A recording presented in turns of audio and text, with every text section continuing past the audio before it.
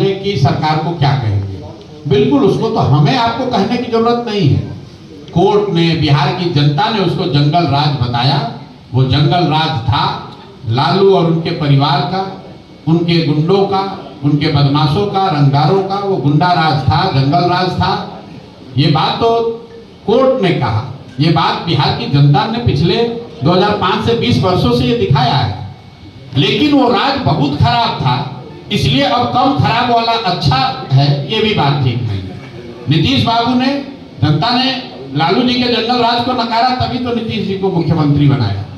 और 2005 से लेकर 2015 तक, 14 तक नीतीश बाबू ने अपनी ओर से जो काम किया है उसको जनता ने स्वीकारा भी है, उसको रिवॉर्ड भी दिया है। वैसे मुख्यमंत्री हैं कैसे? यही नीतीश कुमार है जिनको जनता ने 2010 में 117 विधायक बिहार में जिताया था, क्योंकि उन्होंने काम करके कुछ दिखाया था। ये दिखा था कि काम हुआ। मैं यहाँ मंच पर बैठा हूँ, मैं ही आया था नीतीश कुमार की जीत में कंधा लगाने के लिए, क्योंकि हम लोग 2014 में जब उनकी पार्टी को लोकसभा में झटका लगा, नीतीश बाबू ने पद छोड़ दिया था। नालंदा की धरती पर आपके सामने कह रहे, जाके नीतीश कुमार से पूछ लीजिएगा, और आप लोग भी जानते हैं कि मांझी जी को उन्होंने मुख्यमंत्री बनाकर एक तरह से राजनीति से किनारा कर लिया था। जब नीतीश बाबू के उन समय में कोई नहीं साथ में खड़ा हुआ, तब प्रशांत किशोर खड़े हुए, मैं आया, मैंने कहा कि सर आप मांझी जी को हटाइए, आप बनिए, हम लोग आपकी हर तरह से मदद करेंगे। और 15 में मदद भी की, और जनता के आशीर्वाद से नीतीश बाबू जीत कर भी आए। लेकिन 2014-15 के नीतीश कुमार और 24-25 के नीतीश कुमार में जमीन आसमान का फर्क है। 14-15 में जिस नीतीश कुमार की मदद की गई, वो नीतीश कुमार सुशासन के लिए जाने जाते थे। आज जिनका विरोध हो रहा है, उनकी सरकार अपराधियों के जंगल राज देखे हुए बिहार में आज अधिकारियों का जंगल राज चलाने के लिए दोषी बताई जा रही है।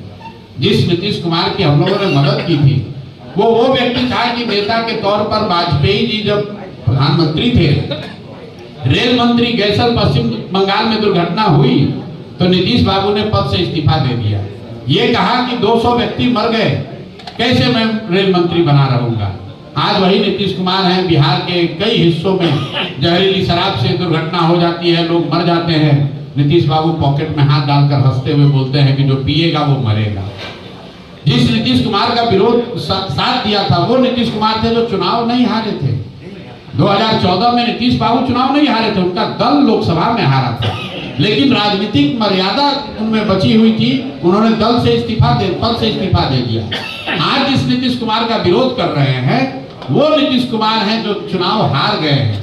243 के विधानसभा में सिर्फ 42 विधायक है, और उन लोगों के साथ जिसको अभी आपने पूछा जंगल राज, कभी आप लालटेन के साथ, कभी आप कमल के साथ, कभी कोई भी समझौता करके आप पद पर बैठे।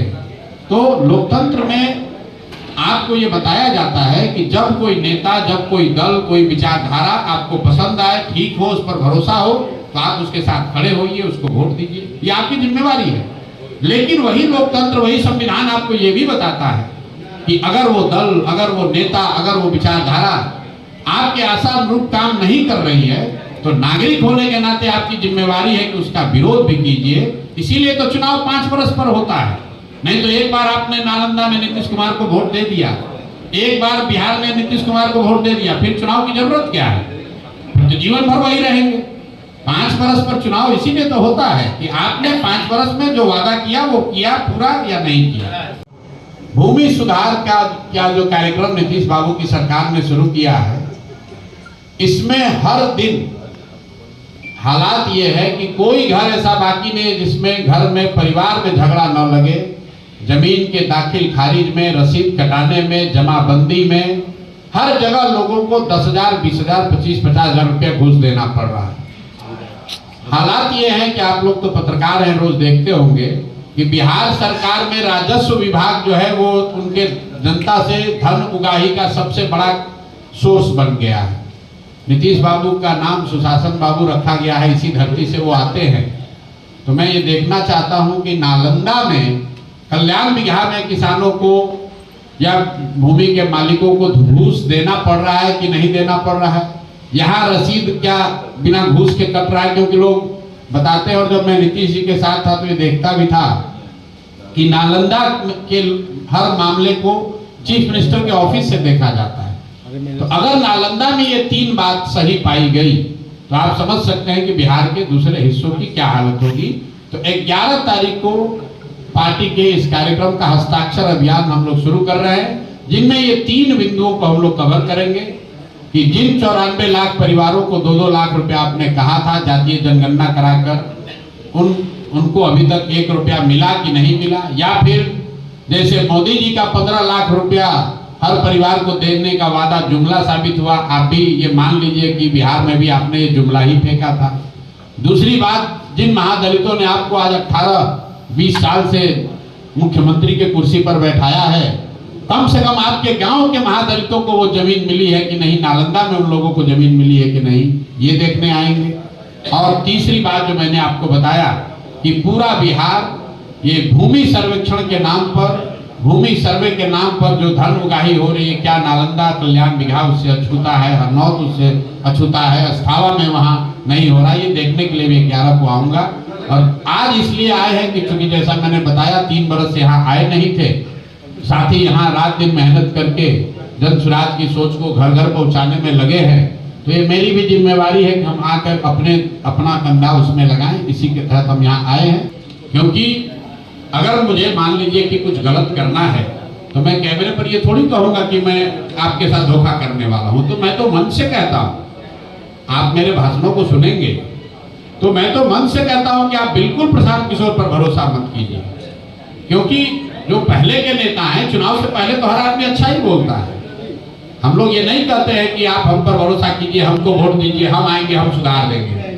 हम तो जन सुराज में लोगों को ये बता रहे हैं कि आप अपने बच्चों के लिए सजग होइए, ठीक से वोट दीजिए, जिसको देना है दे दीजिए। अभी हरनौत में भी यही कहेंगे, वोट जिसको देना है दीजिए, लेकिन वोट अपने बच्चों के लिए दीजिए, अपने बच्चों के रोजगार और पढ़ाई के लिए दीजिए। अब लोगों का ये सवाल हो सकता है कि भाई लोगों के बच्चों के पढ़ाई रोजगार देने से क्या होगा? बिल्कुल होगा। लोकतंत्र का यही चीज, यही बीज जो है, यही तो पिछले 3 साल से सिखा रहे हैं। जब लोगों ने बिहार में यहाँ पर 5 किलो अनाज के लिए वोट दिया है मोदी जी को, तो कितना भी शासन व्यवस्था खराब है, 4 किलो अनाज लोगों को मिल रहा है। हमने मंदिर के लिए वोट दिया तो अयोध्या में मंदिर बना है। हमने बिजली और सड़क के लिए वोट दिया नीतीश कुमार को, तो देखिए बिजली सड़क आई है, बिजली जल रही है। लालू जी के राज में बिजली 10-10 दिन नहीं आता था। जब लोगों ने यहाँ सिलेंडर के लिए मोदी जी को वोट दिया तो सिलेंडर का दाम भले 1000 हो गया हो, लेकिन सिलेंडर घर घर बटा है। लोगों ने जाति के नाम पर वोट दिया तो जाति की बात और जाति की गणना पूरे बिहार में देश में सबसे पहले कराई गई है। लोगों ने गुजरात में विकास की कहानी को सुनकर वोट दिया तो गुजरात में कहानी हो रही है, विकास हो रहा है। और नालंदा से, बिहार शरीफ से, पूरे बिहार से बच्चे जाकर गुजरात में नौकरी मजदूरी कर रहे हैं। ये लोकतंत्र का मूल बात है, समझिए। आप वोट किसको देते हैं इसका इतना महत्व नहीं है, महत्व इस बात का है कि वोट किस बात के लिए देते हैं। तो हम लोग ये कह रहे हैं भाई वोट जिसको देना है दो, लेकिन वोट अपने बच्चों के लिए दो, उसके पढ़ाई और रोजगार के लिए दो, तभी सुधार होगा।